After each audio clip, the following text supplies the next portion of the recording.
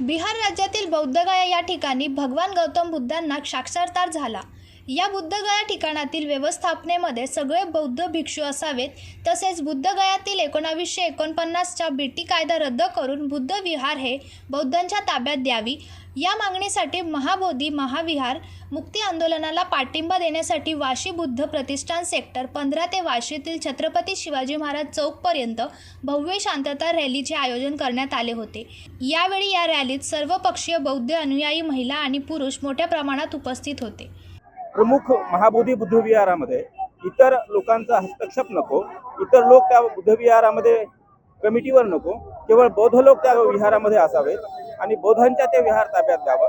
कारण तर भारताला जी ओळख आहे जगामध्ये ते बुद्धांचा देश म्हणून ओळखला जाते आणि त्याच बुद्धाच्या देशामध्ये बुद्धाच्या विहाराला मात्र डावळल्या जाते आणि ते बुद्ध विहार इतरांच्या ताब्यामध्ये दिले जाते।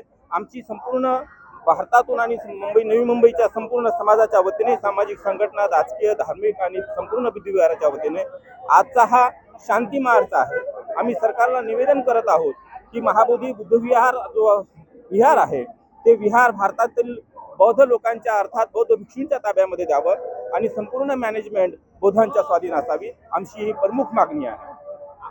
अमोल कांबळे, जनशक्ती, नवी मुंबई।